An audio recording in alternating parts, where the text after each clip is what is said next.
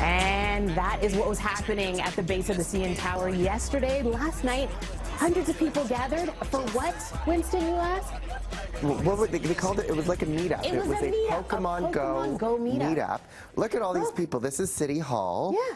And so the game, for those of you who are tuning in, and you're seeing it all over Facebook, you're seeing it all over Twitter. What is Pokemon Go? It's a app that's not even available in Canada yet, but it's a game that uses your camera's smartphone to, you find Pokemon characters and you collect points. It's a free app, but it's pushing Nintendo stocks through the roof because of in-app purchases. People can purchase tokens, and it's a smart, brilliant move, and it's a great way to bring Pokemon into the 21st century. So how are people here in Canada are able to get around that and download it at the hundreds? Like, there's tons of people around the city doing it. So the two main platforms, iOS and Android. iOS, you download it through the American app stores. So it's quite easy to set up, actually.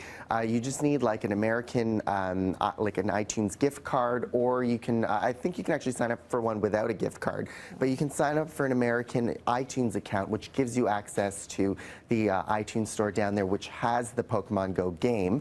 Or if you're an Android user, you can actually download what they call the APK. It's like an application file straight onto your phone. Now, there are a couple concerns about it. First, with the iOS version, you're basically giving, if you sign up using your Google account, you're giving the Pokemon Go full access to your account, and people are saying that there are concerns about them having access to too much of your information. So they're working to fix that, and they're going to fix it in an upcoming release, an update to the app itself. But to the Android version, you have to be really careful, because if you're downloading the wrong version, because there are bad guys out there, a lot of them are putting malware into it and viruses into it, and because your Android is an open platform, it gives that opportunity to attack and try to take some of your information. So just be aware of where you're getting these apps from, because depending on where you're getting it from, you could be putting yourself at risk. Now, is there any estimated time for this to officially be in Canada, released in Canada?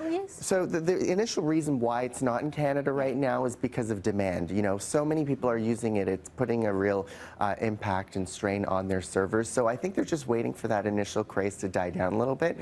There's no official date, but I can only imagine it's weeks, because you know what? They're rolling in the money. They need to capitalize on this right now. Other game developers, the Angry Birds people, the Disneys, the Sonys out there, they must be, shaking their head.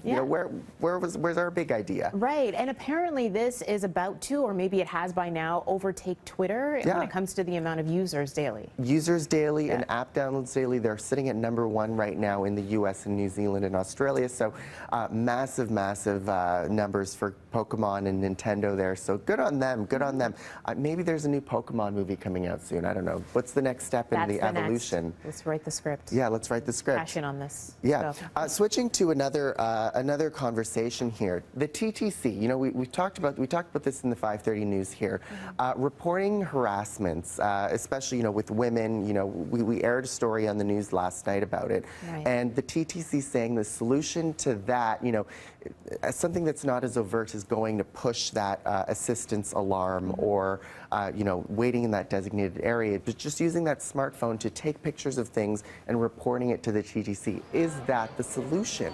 Right. Well, the thing is that so far this year, the TTC has said that 35 different sexual harassment or assault cases have been reported to them. Those are the ones that are reported. Just reported. Right. So who knows what's happened that actually wasn't reported, and it could be out of fear of pressing this alarm or causing a lot of attention, bringing a lot of attention to themselves. So this app may actually bring more people out, or make them feel a little bit more comfortable in terms of reporting what they see or what happens to them on the transit system. And everyone is on their phones anyways, so maybe that's a great idea. Some of the industry experts now are saying, it's a great idea in concept, but there's no cell reception in the subways.